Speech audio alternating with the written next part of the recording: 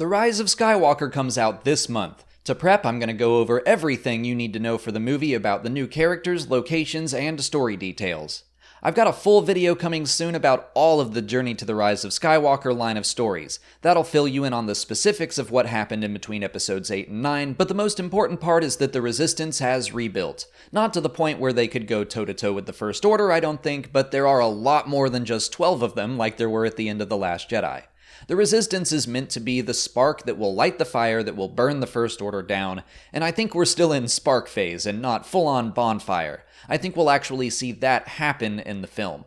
But let's talk new characters. Janna, played by Naomi Ackie, is from the planet Kef Bir. She leads a tribe of freedom fighters and wields an energy bow. We've seen her riding horse-like creatures known as Orbaks that are likely from her homeworld. Another new Resistance fighter is named Beaumont, played by Dominic Monaghan. Very little is known about him right now, but he has appeared in the Star Wars Adventures comics on a mission alongside Chewbacca to fight the First Order on Kashyyyk. This is Claude. Look on him and despair. He was apparently brought into the Resistance by Chewbacca thanks to a case of mistaken identity. Moving over to the First Order side of things, Allegiant General Pryde is played by Richard E. Grant. Again, we know next to nothing about him. We will also finally be getting what I assume will be a good, long look at the Knights of Ren, who were mentioned in The Force Awakens and appeared very briefly in the film as well, obscured by rain. They are said to be users of the dark side of the Force, although they are not Sith. They have been absent from Kylo Ren's side the past two movies, but he is their leader. They're still a very mysterious group, however we should be learning more about them in the upcoming Rise of Kylo Ren comic by Charles Soule. Sith Troopers are a new elite First Order Stormtrooper unit. Wearing red armor, they've been said to be fiercely loyal to their supreme leader, Kylo Ren.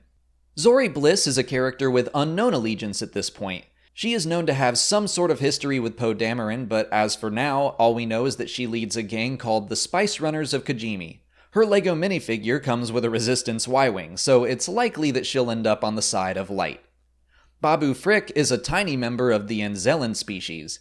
He is a droid smith that works alongside the Spice Runners. He is supposedly able to reprogram or modify any droid regardless of its security measures, and trailers have shown him to be working on C-3PO.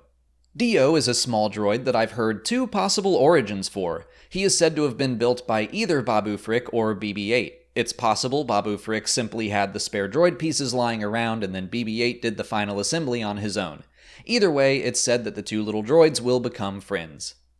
Moving on to new locations, let's revisit Janna's homeworld, Kef Bir. It's actually described as an ocean moon, and it would appear to be the resting place of part of the second Death Star after its destruction in the Battle of Endor. It may be yet another moon in the same system, as Endor the planet is a gas giant with 9 total moons. Kugini is a snowy mountain planet that serves as the homeworld of Zorii Bliss. Kugini City is located at the top of a mountain called Izukika. Zorii worked there in an area called the Thieves' Quarter. The droid smith Babu Frick was also located on Kugini. And finally, Pasaana is yet another desert world set in the Star Wars galaxy. Almost nothing has been said about it, but we do know that it's home to the Aki-Aki species, a seemingly tribal group that can be seen having a celebration of some sort in the trailers.